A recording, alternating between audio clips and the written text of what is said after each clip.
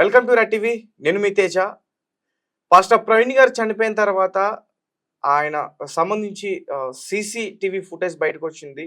అంటే ఇవన్నీ కూడా సరైన టైమింగ్స్ ఎక్కడ కూడా మ్యాచ్ కావట్లేదు. ఆయన క్రాస్ చేసిన టోల్ గేట్స్ అవన్నీ కూడా ఎక్కడ కూడా సరిగ్గా లేవు. లేకపోతే ఆయన హెడ్‌లైట్ పగిలిపోయింది. అంటే మార్నింగ్ నుంచి కూడా జర్నీ చేస్తున్నారు. హెడ్‌లైట్ బాగాలేదని ఆయన చూసుకోలేదా? ఆయన ఆర్థిక పరిస్థితి అంత దారుణంగా ఉందా? అంటూ కూడా క్వెషన్స్ కొంతమంది వ్యక్తులైతే రైజ్ చేస్తున్నారు. ఇందులో ప్రధానంగా రవి అనే వ్యక్తి నాకు కాల్ చేయడం జరిగింది. ఇందులో చాలా అనుమానాలున్నాయి. ఒకసారి జనాలకి అర్థమయ్యేటట్టు నేను క్లియర్‌గా చెప్తా. ఎందుకంటే పోలీసులు ఒక్క కోణంలో మాత్రమే దర్యాప్తు చేస్తున్నారు. ఈ కేస్‌ని అనేక కోణాల్లో చూడాలంటూ కూడా చెప్తా ఉన్నారు. రవి గారు ప్రస్తుతం మనతో పాటు జూమ్‌లో ఉన్నారు. ఒకసారి మాట్లాడదాం. సార్ నమస్తే.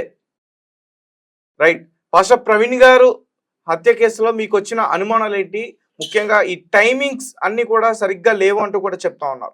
ఏంటి సార్ ఒకసారి క్లియర్‌గా చెప్పండి. ఈ సహాయంతో అనేక మంది క్రైస్తవులు అక్కడికి చేరుకున్న తర్వాత మాత్రమే ఇప్పుడు ఉన్నటువంటి అధికారులు గాని, ప్రభుత్వం గాని స్పందించింది. ఆ తర్వాత ఈ మెయిన్ ఛానల్స్ కూడా కొంతమంది రియాక్ట్ అయ్యి టెలికాస్ట్ చేశారనేది ఖచ్చితంగా చెప్పాలి.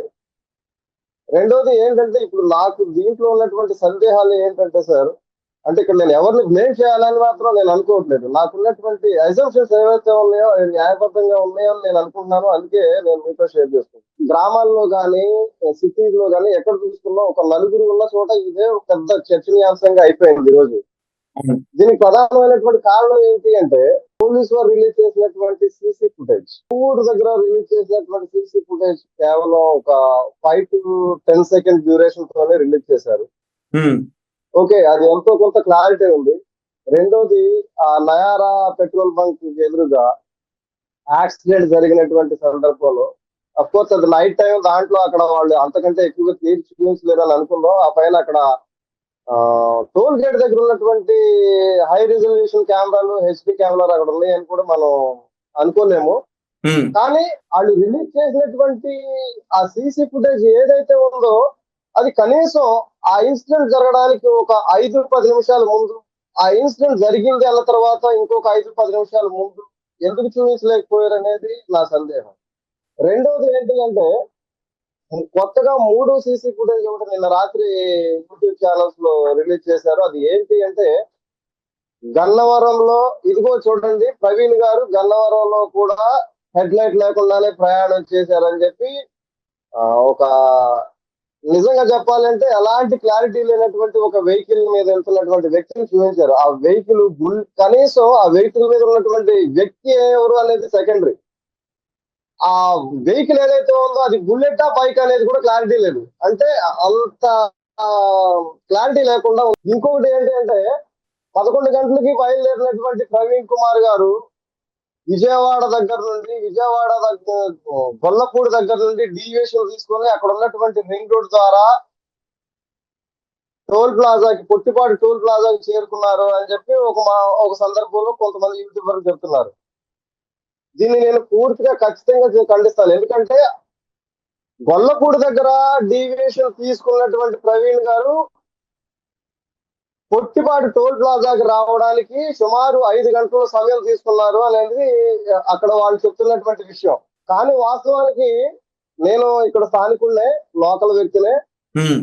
నేషనల్ హైవే ఎక్కితే పొట్టిపాటి టోల్ ప్లాజా చేరుకోవడానికి ఆయనకి పట్టేటటువంటి మాక్సిమం టైం 1 hour అండి. ఇంకొకటి ఆ రోడ్నే వచ్చిన తర్వాత, అంటే ఆ రింగ్ రోడ్ లో నుండి ప్రయాణం చేసేటప్పుడు ఆయన ఒకవేళ బయటికి వెళ్ళాలి అంటే ఆ విజయవాడ దగ్గర మాత్రమే కొంచెం ఆయన వెళ్ళడానికి ఉంది. కానీ అంత విజయవాడను కూడా దాటి ఎదురుకు వచ్చిన తర్వాత అంటే వేరే గ్రామానికి, వేరే సిటీకి వెళ్ళడానికి రోడ్స్ కూడా అంతగానో లేవు.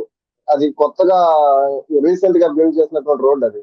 సో ఇంకొకటి, దీంతో పాటు గన్నవరంలో రిలీజ్ చేసినటువంటి సీసీ ఫుటేజ్ గురించి మనం మాట్లాడుకుంటే గన్నవరంలో 9:30 గంటలకు, ఎగ్జాక్ట్ గా 9:30 గంటలకు ఆయన బైక్ ని సీసీ ఫుటేజ్ లో దొరికినట్టు చూపిస్తున్నారు పోలీసు వారు.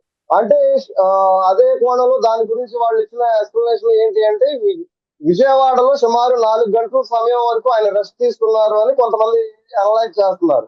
ఓకే, వాళ్ళు అనలైజ్ చేసిన విషయం ఏదైతే ఉందో దానికే మనం కట్టుబడి ఇంకొక 2 నిమిషాలు దీని మీద మాట్లాడుకుందాం. ఏంటి అంటే నిజంగా విజయవాడలో 4 గంటల సేపు ఆయన రెస్ట్ తీసుకున్నది నిజమే అయితే ఆయన ప్రయాణం బయలుదేరినప్పుడు ఆయన టైం సుమారు 11-11:30 గంటల ఉదయం సమయం. ఆ టైంలో ఆయన బయలుదేరి వచ్చేటప్పుడు ఆయన వెహికల్ కి హెడ్ లైట్ అవసరం లేదు. నిజంగానే అది ఇంటి దగ్గరే పాడైపోయింది అనుకుందాం. కొంతసేపు అనుకుందాం. విజయవాడ వచ్చే వరకు దాని అవసరం లేదు కాబట్టి దాన్ని గమనించలేదని అనుకుందాం. కానీ వీళ్ళు చెప్తున్నట్టు విజయవాడలో 4 గంటల సేపు ఆయన రెస్ట్ తీసుకున్నది నిజమే అయితే, అంటే అక్కడ ఎలాంటి ఇన్సిడెంట్ జరగలేదు అని మనం అనుకుంటే, ఆయన రీస్టార్ట్ అయ్యే టైం అంటే ఇక్కడ గన్నవరంలో సీసీ కెమెరాలో దొరికిన టైమింగ్స్ ప్రకారం ఆయన విజయవాడలో బయలుదేరిన టైమింగ్ సుమారు 8:30 లేదా 8:45, అంతకంటే తక్కువ అయితే అవదు. అంటే 8:30 దాటిన తర్వాత ఆయన వెహికల్ రీస్టార్ట్ చేసినప్పుడు ఖచ్చితంగా హెడ్ లైట్ అవసరం ఆయనకి. అవును, చూసుకుంటారు. హెడ్ లైట్ అవసరం. హెడ్ లైట్ లేదు అంటే ఖచ్చితంగా హెడ్ లైట్ రిపేర్ చేసుకునే అవకాశం ఉంటే చేసుకుంటారు. అసలు అక్కడ రిపేర్ చేసుకోవడానికి మెకానిక్లు కూడా దొరకనటువంటి ప్రదేశం కూడా కాదు విజయవాడ.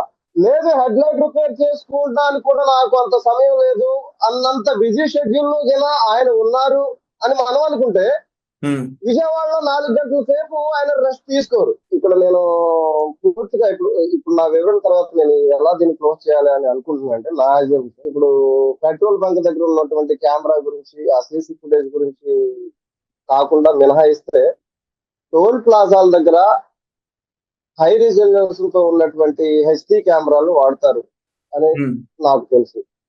ఎంత క్లారిటీగా ఉంటాయి అంటే, ఆ కెమెరా ఉన్న స్థలం నుంచి సుమారు 1/2 కిలోమీటర్లు 0.5 కిలోమీటర్ దూరంలో ఉన్నటువంటి ఒక ఆబ్జెక్ట్ ని ఖచ్చితంగా క్లియర్ చేయగలవు అనేది నేను విన్నాను. కెమెరా కింద ఉన్న మనిషిని కూడా, కెమెరాకి అతి సమీపంలో ఉన్నటువంటి వ్యక్తిని కూడా క్లియర్ గా చూపించలేని స్థితిలో ఉన్న అలాంటి ఫుటేజ్ ని మాత్రమే పోలీసు వారు మనకి ఎందుకు రిలీజ్ చేస్తున్నారు? సపోజ్ ఇప్పుడు ఈయన హత్య చేయబడ్డారు కాబట్టి, లేదా ఈయన ఒక అంబేద్కరిస్ట్ కాబట్టి, లేదా ఈయన ఒక పాస్టర్ గారు కాబట్టి దీనిలో జాప్యం చేస్తున్నారని అనుకోవాలా? ఇప్పుడు అదే ప్లేస్ లో అదే టైంలో ఒక కరడగట్టినటువంటి ఒక ఉగ్రవాది వెహికల్ పాస్ అయితే ఇదే బ్లర్ గా ఉన్నటువంటి సీసీటీవీ ఫుటేజ్ ఉపయోగించి అతను ట్రెస్ట్ చేయడం కష్టం. అంటే ఆ వెహికల్ నంబర్ ని, ఆ వెహికల్ మీద ఉన్నటువంటి వ్యక్తుల్ని గుర్తించడానికి ఒకవేళ ఆ సీసీ ఫుటేజ్ లో ఉన్నటువంటి క్వాలిటీ అయితే అయినప్పటికీ ఆ వ్యక్తి గురించిన సరైన డీటెయిల్స్ తెలుసుకోవడానికి ఇంకో ప్రత్యేకమైనటువంటి టెక్నాలజీ ఏదో పోలీసుల వారి దగ్గర ఖచ్చితంగా ఉండాలి, ఉంటుంది. మరి అదే టెక్నాలజీని ఉపయోగించి ఇప్పుడు మనకి బ్లర్రింగ్ గా ఉన్నటువంటి సీసీ ఫుటేజ్ దేన్నైతే రిలీజ్ చేశారో దాన్ని కొంచెం ఎడిట్ చేయకుండా, లేదంటే క్లియర్ గా కనిపించే విధంగా కూడా అదే డ్యూరేషన్ తో మరొక వీడియో దాన్ని సపోర్ట్ చేస్తూ రిలీజ్ చేస్తే, అక్కడ ఉన్నటువంటి ఆబ్జెక్ట్స్, అక్కడ ఉన్నటువంటి వ్యక్తి ఎవరైతే ఉన్నారో వాళ్ళు క్లియర్ గా కనిపిస్తారో, అప్పుడు ఈ సమాజంలో ఎంతమంది దీని గురించి ఎక్కువగా చర్చించుకోకుండా వాట్ అనే ఒక క్లారిటీ వచ్చే అవకాశం ఉంది కదా. ఈ పని ఎందుకు చేయకూడదు? ఒకవేళ అవకాశం ఉంటే దీన్ని చేయగలరు అని చెప్పి ఈ రెడ్ టీవీ ద్వారా ప్రభుత్వ వారిని, పోలీసు వారిని వేడుతున్నారు. అయితే మీకు ఖచ్చితంగా చాలా అనుమానాలు అయితే ఉన్నాయి? ఖచ్చితంగా ఉన్నాయి సార్. ఇప్పుడు అంటే ఏ రకమైనటువంటి అనుమానాలు? చాలా ఒక అనుమానం అయితే ఆ ఒక్కదాని గురించి ఖచ్చితంగా మాట్లాడచ్చు. నెంబర్ 1, అసలు బుల్లెట్ వెహికల్ ఎవరైనా ప్రిఫర్ చేసేది సేఫ్టీ కోసం. ఒకవేళ ఏదైనా ఇన్సిడెంట్ జరిగినా దాని మీద ట్రావెల్ చేసేటటువంటి వ్యక్తి ఆల్మోస్ట్ అతను సేఫ్. ఎలా అంటే ఒక 800 cc వెహికల్ గుద్దినా గానీ దాని మీద ఉన్న వ్యక్తి ప్రాణం అయితే పోదు అనేటటువంటి ఒక నమ్మకంతో బుల్లెట్ తీసుకుంటాం. బుల్లెట్ వాడుతున్నటువంటి వ్యక్తులు యాక్సిడెంట్ అయ్యి చనిపోయిన సంఘటనలు అయితే నేను ఇంతవరకు నేను ఎక్కడ వినలేదు, చూడలేదు. మీరు ఒకవేళ మీ దృష్టిలో ఏంటంటే దానికి చెప్పండి. ఒకసారి టైం బాగోపోతే చెప్పలేము సార్. ఏ వెహికల్ వెళ్ళినా, కార్లో వెళ్ళిన వాళ్ళే ప్రాణాలతో ఉండట్లేదు. సో మరి బండి మీద అంటే చెప్పలేము. ప్రాణం జరగాల్సిన నష్టం అయితే జరిగిపోయింది. దాన్ని నాలాంటి వ్యక్తులు లేదా మహా మేధావులు ఎంతమంది ఎంతసేపు చర్చ చేసినా దాని మీద చర్చ చేయగలమే కానీ పోయిన ప్రాణాలను అయితే తిరిగి తీసుకొచ్చేటటువంటి శక్తి భూమి మీద ఎవరికి లేదు. కానీ ఇక్కడ ఉన్నటువంటి సందేహం ఏంటి అంటే, నాకు కూడా యాక్సిడెంట్ జరిగింది, మీకు కనిపిస్తుందో ఏదో దెబ్బలు కనబడుతున్నాయా మీకు? నాకు యాక్సిడెంట్ జరిగిన ఎక్స్పీరియన్స్ ఉంది. నేను పవర్ బైక్ మీద నుంచే పడ్డాను, కానీ అది బుల్లెట్ కాదు. అంటే బుల్లెట్ మీద మనిషి ఒకవేళ నిజంగానే పడ్డాడు, అది ఇన్సిడెంట్ కాదు, యాక్సిడెంటే. ఒక కాలు అటు ఒక కాలు ఇటు వేసి మనం ఉంటాం బుల్లెట్ మీద. ఒకవేళ పడ్డదే నిజం, బుల్లెట్ కరెక్ట్ గా అలాగే పడింది, మరి రెండో కాలు కూడా బుల్లెట్ కిందకి ఎలా వెళ్ళిపోయింది? ఇప్పుడు ఒక కాలు మీద బుల్లెట్ పడిపోయింది సార్. ఎందుకంటే ఒక పక్క నుండి బుల్లెట్ నడపలేం కదా. రెండు కాళ్ళ మీద ఒక మనిషి, పడిపోయిన మనిషి మీద లేదా పుల్లల మీద ఒక శవాన్ని పేర్చినట్టు, శవం మీద పుల్లలు పేర్చినట్టు రెండు కాళ్ళు ఒక పక్కకే ఎలా పడిపోయాయి. ఆ రెండు కాళ్ళు పడిపోయిన బండి మీద పూర్తి బాడీని కవర్ చేస్తూ బుల్లెట్ ఎలా పడిపోయింది, నంబర్ 1. ఇప్పుడు ఈయనకి ఆ పడిపోయింది నిజమే అనుకున్నాం. ఆ తలకి మేజర్ గా ఆయనకి బ్లీడింగ్ అయినటువంటి గాయం ఇక్కడే ఉంది, మొహం మీద. అంటే ఆ మొహానికి దగ్గరగా బుల్లెట్ ఎక్కడ పడిందో అక్కడ రక్తం ఆగడంలో ఎలాంటి సందేహం లేదు. ఇప్పుడు ప్రాపర్ గా ఆ ప్లేస్ లోకి వెళ్ళి సీన్ ఆఫ్ ప్లేస్ లో చూసినటువంటి అనేకులు చెప్తున్నటువంటి విషయం ఏంటి అంటే, ఇప్పుడు ఆ బుల్లెట్ సీట్ భాగం ఆయన మొహాన్ని కవర్ చేస్తుందంటే ఆ రక్తం సీట్ దగ్గర కానీ ట్యాంక్ దగ్గర కానీ అంటడంలో పాసిబిలిటీస్ ఉన్నాయి. మరి ఆ సపోర్ట్ రాడ్లకి ఎలా అంటుంది? లేదు. ఆయన ముఖం సపోర్ట్ రాడ్ దగ్గర పడిపోయి ఉంటే ఆ రక్తం ఆయన ముఖానికి అంటొచ్చు, కానీ సీట్ దగ్గరికి ఎలా వచ్చింది? సరే, ఈ రెండిటికి కాదు అనుకుంటే ఆయన బ్యాక్ టైర్ మీద బ్లడ్ ఎలా పడింది? ఇది ఆ వెహికల్ కి యాక్సిడెంట్ జరిగినటువంటి సీన్ లో ఉన్నది అదొకటే కాకుండా, అదే ప్లేస్ లో రక్తంతో తడిసినటువంటి, రక్తం మరకలు ఉన్నటువంటి చెక్కలు, కర్ర ముక్కలు 2 మనం అందరూ మీరు కూడా చూశారు, అన్ని మీడియాలు కవర్ చేసినాయి. ఒకవేళ ఇది యాక్సిడెంటే, 99% ఇది యాక్సిడెంటే అనుకుంటే ఆ రక్తపు మరకలు అంటినటువంటి ఆ చెక్కలు ఎక్కడివి? దాని మీద ఉన్నటువంటి రక్తం ఎవరిది? ఎవరైనా ఈ ఒక్క విషయంలోనైనా ఏ ఒక్కరైనా సందేహపడకుండా ఉండరు కదా సార్. సో ఇలాంటి విషయాల గురించి ఖచ్చితంగా సందేహాలు అయితే ఉన్నాయి సార్. ఈ సందేహాలను ప్రభుత్వం వారు ఖచ్చితంగా నివృత్తి చేస్తారని కోరుకుంటున్నాం. ఇంకో ఈ సీసీ ఫుటేజ్ కూడా, అంటే వాళ్ళకు ఉన్నటువంటి, ఇప్పుడు కొంతమంది ఏమనుకుంటారు, నేను కూడా ఏమనుకుంటా అంటే, సీసీ ఫుటేజ్ ని క్లియర్ గా హైడ్ చేసి లేదా క్లియర్ గా రిలీజ్ చేస్తే నిజంగా దీంట్లో నేరస్తులు ఎవడైనా ఉంటే వాడు అబ్స్కాండ్ అయ్యే అవకాశం ఉందనే ఉద్దేశంతో కూడా దీన్ని మేము రిలీజ్ చేయట్లేదు. లేదా ఇంకొకటి ఏదో, ఇప్పుడు వాళ్ళు మనకంటే హైయర్ ఎడ్యుకేషన్, హైయర్ అఫీషియల్స్ వాళ్ళకుండే రీజన్స్ వాళ్ళకు ఉంటాయి.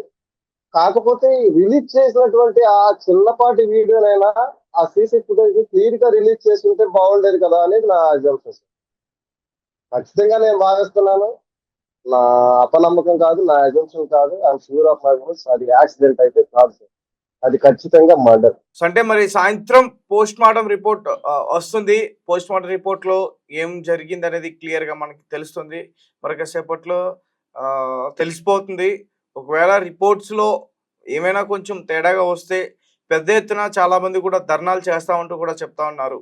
ఆ విషయం కూడా నేను చెప్పాలనుకున్నాను సార్. కాకపోతే ఏంటంటే, మీ మాట నలుగురు విన్నప్పుడు, నా మాట నలుగురు విన్నప్పుడు, నలుగురికి చెప్పాల్సినటువంటి స్థానంలో ఉన్నటువంటి ఒక వ్యక్తి పని చేస్తాను, ఇలాంటి రాస్తారోకాలు చేస్తాను, దాడులు చేస్తాను అని చెప్పడం పద్ధతి కాదు. కానీ ప్రజలు ఎలా ఉన్నారు అంటే, ఈ విచారణలో ఎలాంటి మోసపూరితమైన కోణం చూసినా, పోస్ట్ మార్టం రిపోర్ట్ లో ఎలాంటి తేడా జరిగినా ప్రజలు మాత్రం దీని మీద చాలా తీవ్రమైనటువంటి ఆలోచనలు కలిగి ఉన్నారు. దీన్ని కూడా గ్రహించాలి. అంటే క్రిస్టియన్స్ కి ఉన్నటువంటి, అది మైనస్ కాదు ప్లస్, వాళ్ళకి ఉన్నది పగ తీర్చుకోవడం అనేది వాళ్ళకి లేదు, మా గ్రంథంలో లేదు. నేను క్రిస్టియన్, అందరు క్రిస్టియన్, నేను బైబిల్ గురించి తెలుసు నాకు. పగ తీర్చుకోవడం అనేది మా గ్రంథంలో లేదు, మా దేవుడు మాకు అది చెప్పలేదు. సో మొత్తానికి మీరైతే ఒకటే విషయం చెప్తారు, అతని హత్య జరిగిందని. ఖచ్చితంగా 100% నా అసంప్షన్స్ అయితే అది హత్య, 100% అది హత్య అని అంటారు. కానీ ఇది నా ఒక్కడి నిర్ణయం అయితే నన్ను పక్కన కూర్చోబెట్టి రాజేష్ మహాసేన గారికి ఎలా చెప్తారో అలాగే చెప్పి నాకు నచ్చ చెప్పచ్చు. కానీ ఇది నాకు చెప్తాను, రాజేష్ మహాసేన గారికి చెప్తాను, అజయ్ బాబు గారికి చెప్తాను, ఇంకొకరికి చెప్తాను, లేదా కుటుంబ సభ్యులకు చెప్తాను తీరిపోయేటటువంటి సమస్య కాదు. ఆయన ఒక ప్రజానాయకుడు, ఒక అంబేద్కరిస్ట్. చాలా మంది అందరూ ఆయన ఒక క్రిస్టియన్ గా అన్నారు. ఆయన ఒక అంబేద్కరిస్ట్ అండి. ఎందుకంటే ఆయన ఏ భావజాలం అయితే నమ్మాడో అదే భావజాలంతో ఆయన దగ్గర ఉన్నటువంటి ఎంప్లాయీస్ కానీ, ఆయన దగ్గర ఉన్నటువంటి వేరే ఈ మినిస్ట్రీస్ లో ఉన్న వ్యక్తులు కానీ అలాగే ట్రీట్ చేశారని చెప్పి నేను విన్నాను. సో నేనైతే ఆయన ఒక అంబేద్కరిస్ట్ గానే చూస్తున్నాను. Right, okay sir, thank you so much. Thank you sir.